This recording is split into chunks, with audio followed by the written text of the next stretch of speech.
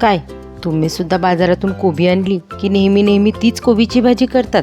तर चला मग आज आपण पोहे आणि कोबीचा वापर करून भन्नाट असे कटलेट कसे बनवायचे याची रेसिपी पाहू. नमस्कार, तुमच्या आमच्या फ्लेवर स्टुडिओ यूट्यूब चॅनलमध्ये मी तुम्हा सर्वांचे स्वागत करते. पाहता क्षणी तोंडाला पाणी आणणारे पोहे आणि कोबीचे कटलेट बनवण्यासाठी इथे मी एका बाउलमध्ये 1 वाटी पोहे घेतले आहे. आता आपण हे पोहे 2 ते 3 पाण्याने स्वच्छ धुवून घेणार आहोत. पोहे 2 ते 3 पाण्याने स्वच्छ धुवून झाल्यानंतर आता आपण या पोह्यांमधील सर्व पाणी काढून हे पोहे 5 मिनिटं भिजण्यासाठी एका बाजूला ठेवून देऊ. आता जोपर्यंत आपले पोहे भिजत आहे तोपर्यंत आपण बाकीची तयारी करून घेऊ. कटलेट बनवण्यासाठी इथे मी एका बाउलमध्ये एकदम बारीक अशी चिरून घेतलेली 1 वाटी कोबी, एक मीडियम साईजचा बारीक चिरून घेतलेला कांदा, एक बारीक चिरून घेतलेली हिरवी मिरची. जर तुम्ही लहान मुलांसाठी करत असाल तर मिरचीचा वापर नाही केला तरी चालेल. त्याचसोबत आता आपण यामध्ये 1 टीस्पून जिरे, बारीक चिरून घेतलेली कोथिंबीर व 5 मिनिटं भिजवून घेतलेले पोहे टाकून घेणार आहोत. याआधीसुद्धा मी पोह्यांच्या वेगवेगळ्या प्रकारच्या रेसिपी तुमच्यासोबत शेअर केल्या आहेत. त्यांची लिंक मी डिस्क्रिप्शन बॉक्समध्ये दिली आहे, तुम्ही जाऊन चेक करू शकता. पोहे टाकून झाल्यानंतर आता आपण यामध्ये 1 टीस्पून हळद, 1 टेबलस्पून काश्मीरी लाल मिरची पावडर, चवीपुरते मीठ व त्यासोबत आता आपल्या कटलेटला चटपटीतपणा येण्यासाठी आपण यामध्ये अर्धा लिंबूचा रस टाकून घेत आहोत. तुम्ही येथे लिंबूच्या रसच्या ऐवजी आमचूर पावडरचा वापर केला तरी चालेल. लिंबूचा रस टाकून झाल्यानंतर आता आपल्या कटलेटला बाइंडिंग येण्यासाठी आपण यामध्ये 2 टेबलस्पून बेसन पीठ टाकून घेऊ. तुम्ही येथे बेसन पिठाच्या ऐवजी तांदळाच्या पिठाचा वापर केला तरी चालेल. पीठ टाकून झाल्यानंतर आता आपण हे सर्व चांगल्या प्रकारे मिक्स करून घेणार आहोत. तुम्हा सर्वांना जर माझ्या रेसिपी आवडत असतील तर रेसिपींना लाईक करा आणि शेअर करा व अशाच नवनवीन रेसिपींसाठी आपल्या फ्लेवर स्टुडिओ यूट्यूब चॅनलला सबस्क्राईब करा. त्यासोबत शेजारील बेल आयकॉनला प्रेस करा, म्हणजे तुम्हाला येणाऱ्या सर्व नवीन रेसिपींचे नोटिफिकेशन सर्वात पहिले मिळेल. हे सर्व चांगल्या प्रकारे मिक्स करून झाल्यानंतर आता आपण या पिठाचे कटलेट बनवण्यास घेऊ. येथे मी गोल आकारात कटलेट बनवून घेत आहे. तुम्हाला हवं असेल तर तुम्ही ज्या कोणत्या आकारात कटलेट बनवायचे असेल त्यामध्ये बनवू शकता.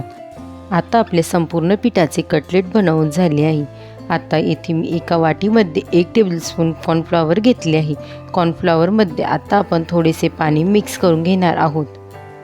पाणी टाकून झाल्यानंतर आता आपण हे सर्व चांगल्या प्रकारे मिक्स करून घेऊ व आता आपण कटलेटसाठी लागणारी कॉर्नफ्लॉवरची स्लरी बनवून घेऊ. आता आपली कटलेटसाठी लागणारी कॉर्नफ्लॉवरची स्लरी बनवून तयार आहे. आता आपण आपल्या कटलेटला छान असा कुरकुरीतपणा येण्यासाठी येथे मी अर्धी वाटी रवा घेतला आहे. आता आपण या रव्यामध्ये 1/2 टीस्पून मीठ व 1/2 टीस्पून काश्मीरी लाल मिरची पावडर टाकून घेऊ व हे सर्व चांगल्या प्रकारे मिक्स करून घेऊ. आता आपण बनवून घेतलेले पोहे आणि कोबीचे कटलेट कॉर्नफ्लॉवरच्या स्लरीमध्ये डीप करून घेणार आहोत. कटलेट कॉर्नफ्लॉवरच्या स्लरीमध्ये चांगल्या प्रकारे डीप करून झाल्यानंतर आता आपण हे कटलेट रव्यामध्ये टाकून घेणार आहोत व आता आपण या कटलेटला सर्व बाजूने चांगल्या प्रकारे रवा लावून घेणार आहोत. आता अशाच प्रकारे आपण संपूर्ण कटलेटला रवा लावून घेऊ. संपूर्ण कटलेटला रवा चांगल्या प्रकारे लावून झाल्यानंतर आता आपण हे कटलेट फ्राय करून घेणार आहोत. येथे मी कटलेट फ्राय करण्यासाठी एका फ्राय पॅनमध्ये 3 टेबलस्पून तेल टाकून घेतले आहे. आता आपण बनवून घेतलेले सर्व कटलेट पॅनमध्ये टाकून घेऊ. येथे मी कटलेट शॅलो फ्राय करत आहे. तुम्हाला हवं असेल तर तुम्ही डीप फ्रायसुद्धा करू शकता. याआधीसुद्धा मी कोबीच्या वेगवेगळ्या प्रकारच्या रेसिपी तुमच्यासोबत शेअर केल्या आहेत. त्यांची लिंकसुद्धा मी डिस्क्रिप्शन बॉक्समध्ये दिली आहे, तुम्ही जाऊन चेक करू शकता.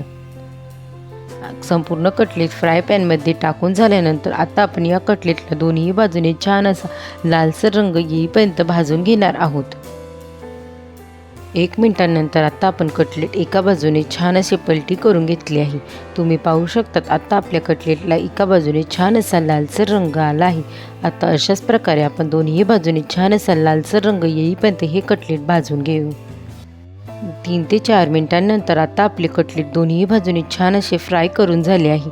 आता आपण हे कटलेट पॅनमधून काढून घेऊ. गरमागरम असे पोहे आणि कोबीचे कटलेट बनवून तयार आहे. कुरकुरीत कटलेटची रेसिपी तुम्हाला कशी वाटली मला कमेंट करून नक्की सांगा. रेसिपी आवडली असेल तर रेसिपीला लाईक करा, शेअर करा व चॅनलला सबस्क्राईब करा. पुन्हा भेटूया आपण अशाच एका नवीन रेसिपीसोबत. तोपर्यंत सर्वांनी काळजी घ्या. बाय.